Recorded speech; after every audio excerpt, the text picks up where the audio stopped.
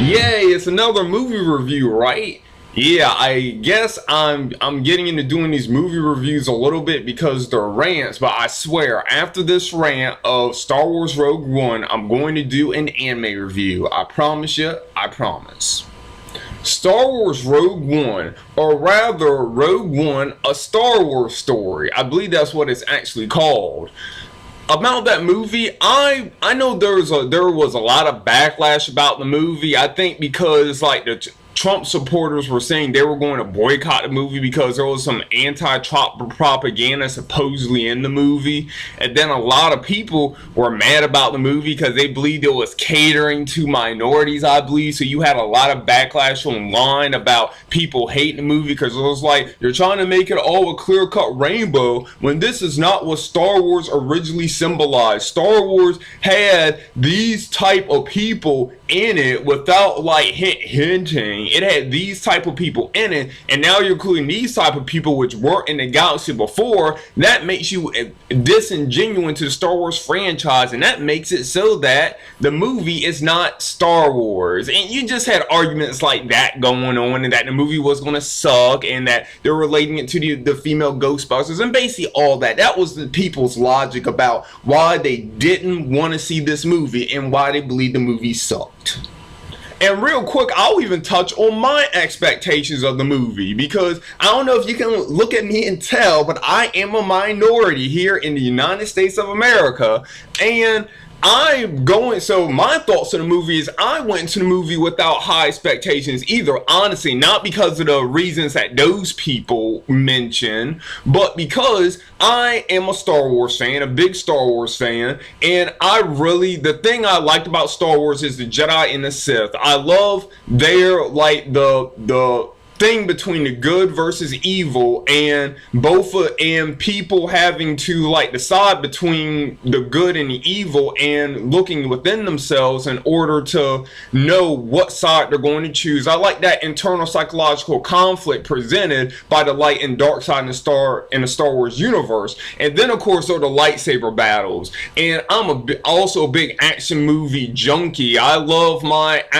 martial arts movies, and I love lightsaber battles. I love that you have people with energy swords trying to take each other out, and if you make one serious mistake, you lose a limb, or you lose a head, or you get your body chopped in half. Not that that'll kill you permanently if the fans love you enough, but it's still a pretty dangerous thing to look at and enjoy, seeing these people in this do or die crazy stake situation. And then of course there are the force powers, and I love that you got the force choke, the force lightning, and you have all these different force abilities, and you play the video games, you have the battle meditation. Then I remember reading online about this technique Darth Vader uses, where he can like get rid of people's connection to the force, and he can like demoralize them and easily defeat Jedi. So yeah, and then there's the lightsaber forms.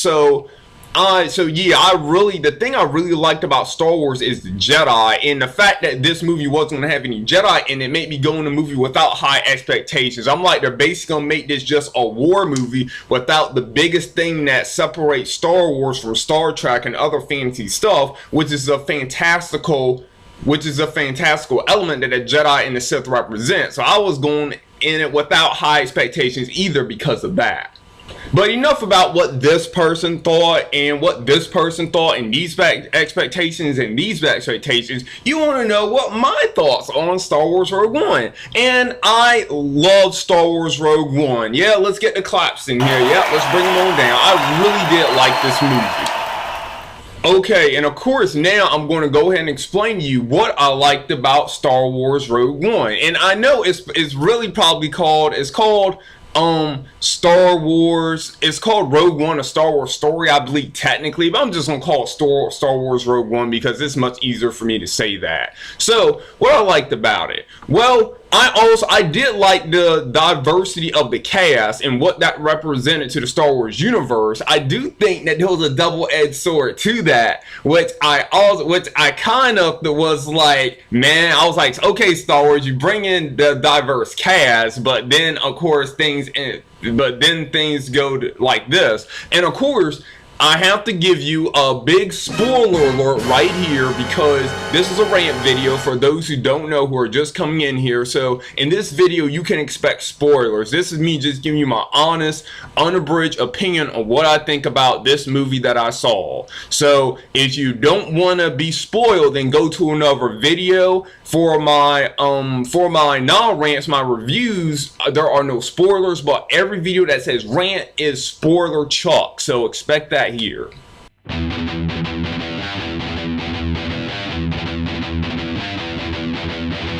Getting back to what I was talking about, reason number one is I like that this Star Wars series had a diverse cast. I don't know why people believe that the Star Wars universe was only populated by one type of face, if you know what I mean. Because you have a diversity, I mean, in the real world, you have a diversity of humans out there. You have different races of humans. And in the Star Wars universe, you have all these different aliens walking around through all these different, you have different races of aliens, you have different species of aliens. So how come, that's one thing I never got logically though, is how come people expected there to just be one type of race of human, and even I'm saying one type of race, even predominantly one type of gender and race of human in the Star Wars universe. That never quite makes sense to me. That they want to get mad because they expect this. Well, I mean, did they think the Empire logically wiped out all the races or something like that? Is that what they thought? That they committed a genocide? Because they did, George Lucas. You need to show us that. Then we'll see we won't look at those stormtroopers in such a comical way anymore. You know? I mean, seriously. So yeah, the diversity of the cast to me was definitely a good thing. You get to see a different face of character inside the Star Wars universe, and it was personally for me for obvious reasons, but to me it was very refreshing to see that, and I really appreciated that they decided to take that risk and to do that in the Star Wars movie. I have to congratulate them for doing that. Congrats. However, I'll play it nice here. The anti-diversity people, you should also think this movie isn't that bad, because even though this is a Star Wars movie, they took a risk and made the whole cast diverse. This is a rant video. They all die in the end. They're all dead. It's a tragedy. And anyone who has seen I know there were some theories going out there also about maybe they get converted to the dark side and maybe they actually live somehow, and who knows. But according to, if you saw the previous Star Wars movies, you know they say that the people that gave the plans to the rebels against the Empire for the Death Star, those people were sacrificed. And by sacrifice, you can automatically think maybe they were sacrificed in an Anakin / Darth Vader sort of way. But traditionally, sacrifice means that you died for something. You sacrificed yourselves. You gave it your life for something else. And so I went into Rogue One knowing that everyone at the end of it was going to die. So I mean, everyone kind of wins here. The minority people get to see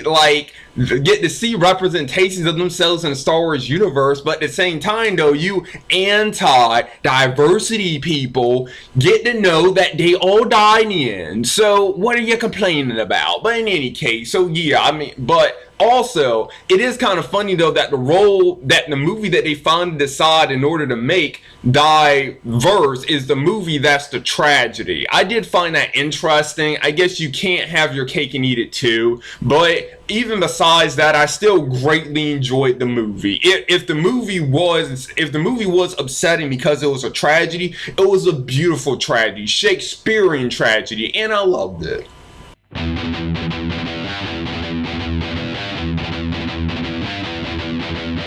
Reason number two as to why I really enjoyed Star Wars Rogue One is we got to see a different side of the Star Wars universe that we never saw before, with protagonists that were kind of in a gray area. In the Star Wars universe, as you should know, we usually have the light versus the dark, the good versus the evil, the Jedi versus the Sith. And eventually it becomes when the Jedi start to die off and the Sith are kind of like in the dominant role in the galaxy, well, before we can get more the Jedi to start acting again, it is the rebels versus the Empire.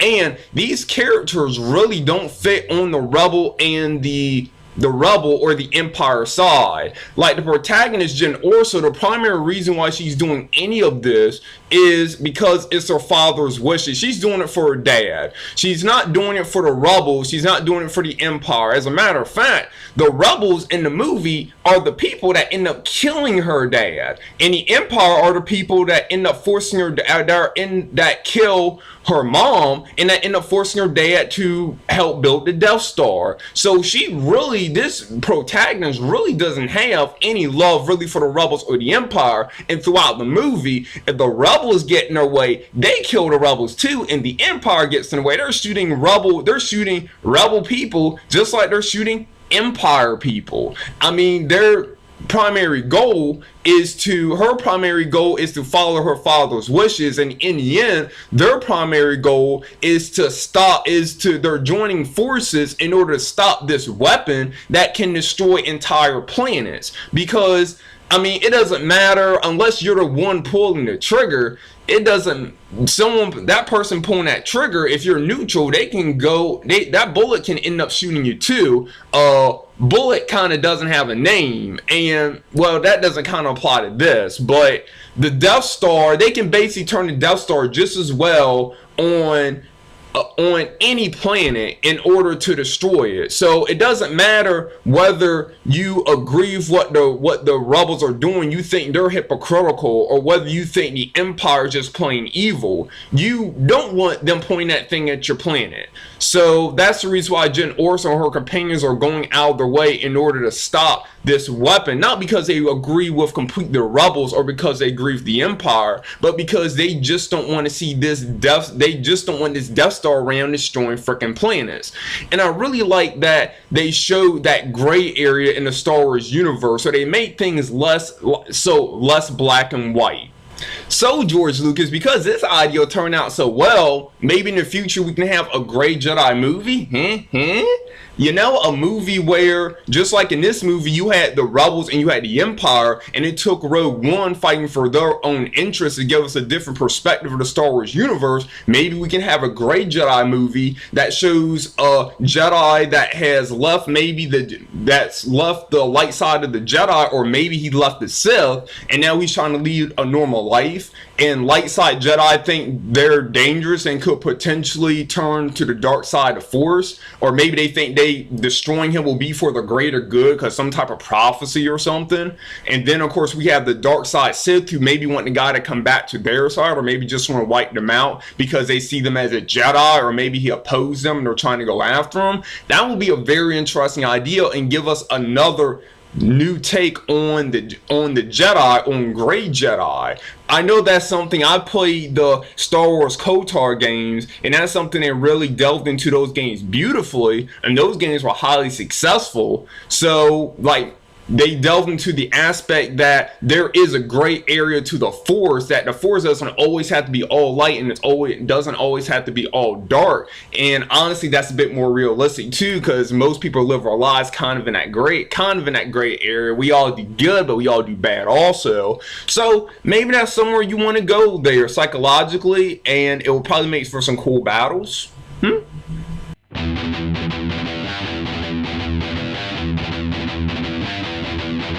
Reason number 3, and the final reason why I really enjoyed the Star Wars movies, is because of we get to see not the redemption like we saw in Return of the Jedi, but character redemption for Darth Vader. Not a psychological redemption, just a character redemption on what this villain used to represent to us. Now, to start us off here, I have to tell you this, is that I'm in the minority here also, where I kind of like the prequel trilogies, but I like them for a specific reason. I didn't like the movies per se. There were certain things about the movies that I like so much, I would love to put them in video and just like play that video on repeat over and over again. Not the whole movie, but there are certain things I really loved about the movie. movie. Like, for example, I love the lightsaber battles in the movies are incredible. I mentioned how I'm an action movie junkie, and I really love those lightsaber battles. I love seeing Palpatine fight against Yoda in that final fight, even Anakin fighting against Obi-Wan in that like volcano or refinery, wherever that place was. Then you had the stadium battle of all the Jedi. I don't think there have been more Jedi on screen at one time before in any of the previous Star Wars movies, where all the Jedi are fighting against the droids in the stadium. That was awesome. And then of course there's the duel, that the ultimate like symbol of the duel of fates in the first prequel movie, The Phantom Menace, that had Darth Maul fighting against Qui-Gon Jinn and Obi-Wan Kenobi. If you hate the prequel series and think they're absolute abomination, Jar Jar, caricature, all that stuff, all the caricatures, all the crazy stereotypes and all the bad acting and the horrible CGI, if you hate the Star Wars, the prequels completely, one thing you can agree upon is that the one glimmer of light in the dark tunnel that was the prequels was that freaking lightsaber battle. We can all agree on that, can't we? But of course, the most hated thing about the prequel movies, the most horrible, absolutely unredeemable, deplorable thing that those movies did, is they ruined the mystique in the badassery that was Darth Vader by making Anakin a whiny brat who didn't know, who was easy manipulated. And then when he finally turned to Darth Vader, we got that no. That was just the most badass 6 foot something tall, 6'7" whatever tall, black clad armored villains that has a voice that has the most awesome actor's voice in the universe, and just no. You're like, what? Seriously? Why'd you do that to Darth Vader? Just why? Did you not know what the character represented? But in any case, that's neither here or there, okay? So that's one of the things, well, it is here, because that's one of the things that we can all truly agree that was the worst thing about the prequel trilogy, is what they did to our beloved Sith Lord villain Darth Vader.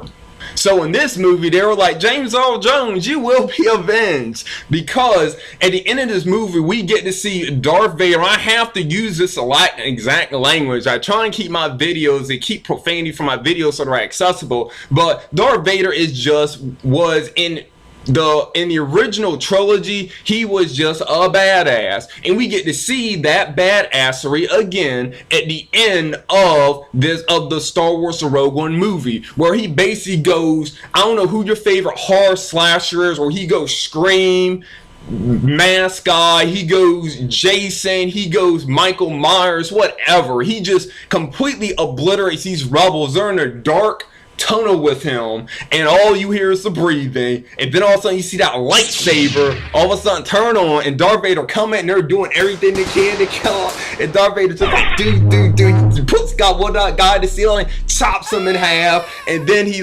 force chokes other people, slams to the side, pulls aside their weapons. Guys are like, save us please, and Darth Vader stabs him to the door. It's like so awesome. You get to see Darth Vader in his true prime, a badassery again.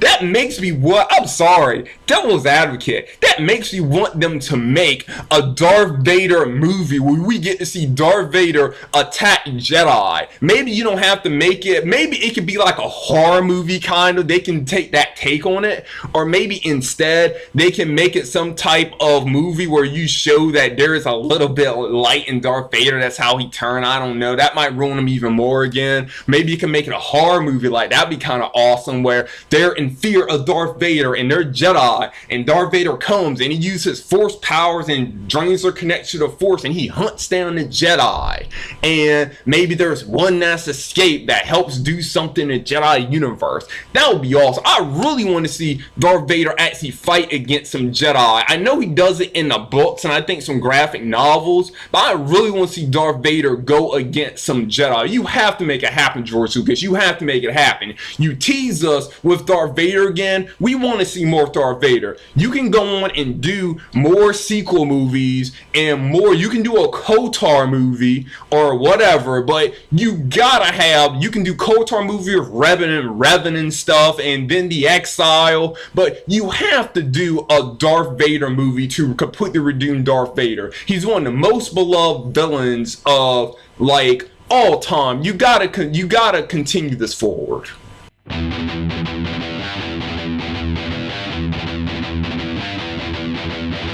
Okay, I'm wrapping up this review here. There's one last thing that I really have to mention about this movie. Oh yeah, also the Star Wars fans, there are some decent cameos too, from characters that appear in episodes like 4, 5, and 6 that end up appearing in this movie. Some of them are dramatic, most of them are hilarious. So you might want to take a look at that too. There's some good like shout outs to episodes 4, 5, and 6 inside of this movie.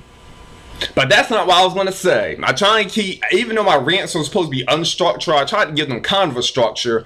And something I didn't expect from this movie that I have to touch on before I end this review is how they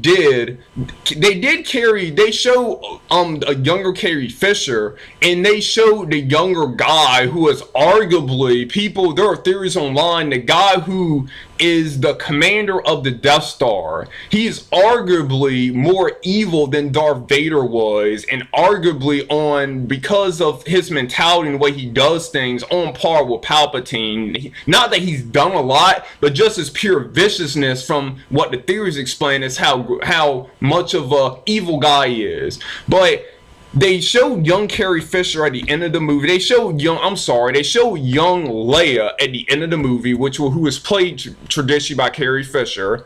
And they also showed him too. I'm sorry, I can't remember his name, but they showed him too. And they CGI'd over their faces to make them look younger. And it's possible the characters were completely CGI'd themselves. I don't know whether they were completely CGI'd or whether they just had a stand in and they CGI'd their face. I don't know how they did it. But I gotta say, I don't know if I want them to do that too often. I don't know how come they couldn't have found a lookalike that, now don't get me wrong here, I'm saying I don't know why they couldn't have found a good lookalike, and give them some prosthetics. I thought it would have been a bit more like real looking, because my type of personalities, I'm kind of anti-CGI a little bit. I think people use too much CGI, but I'm also, you should be able to understand it, because I'm an old horror movie fan, and I grew up in the era of Jim Henson. And when people more use prosthetics and statues, and I really grew up with the original Jurassic Park, and I thought the T-Rex in that was the most vicious thing in that movie. So you get where I'm coming from here. And what I'm saying here is that it wasn't bad. I honestly thought it was pretty good. It was not what I expected. It kind of reminded me of Avatar-ish, even though the movie Avatar, how it was CGI, but it was done in a way to the point where it was hard to really tell it was CGI. It's like they did it, and I was surprised how well it looked. So I have to congratulate them for that. But if you see, I'm still attached to the get a lookalike and do some prosthetics that kind of make them look like the character. And even when I was in a movie, I have to say, young kids watching the movie, they don't really know the difference. They still enjoyed it anyway. There was a young girl in the movie that I went to go see, and she was like, when she saw Princess Leia turn around, and they told her, what is this? And she was like, it is hope. And the girl was like, oh my God, it's Princess Leia. And she actually said that she didn't care whether it was a CGI'd over face or whether it was prosthetics. It was just a representation of that character, and you could clearly tell that it was that character in the movie.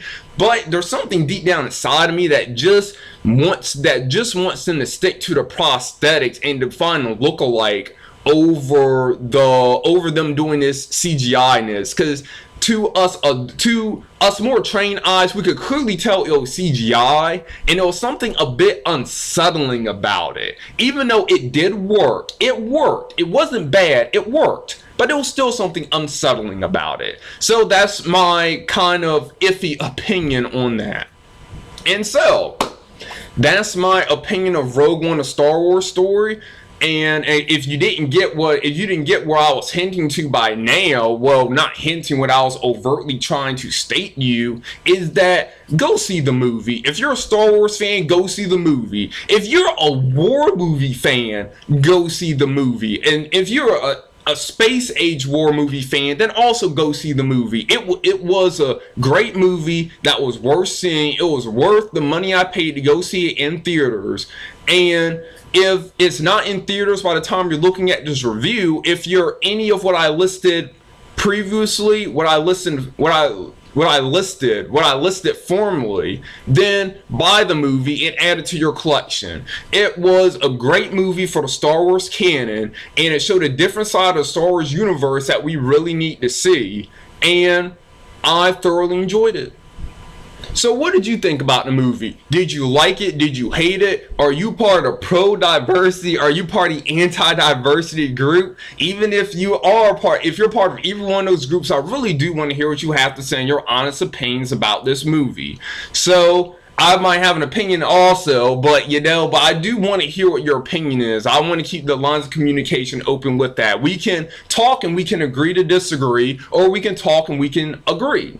So please post in the comments below whether you like Rogue One, or whether you have high hopes for it, whether you don't have high hopes for it, or whether your hopes were either dash, or whether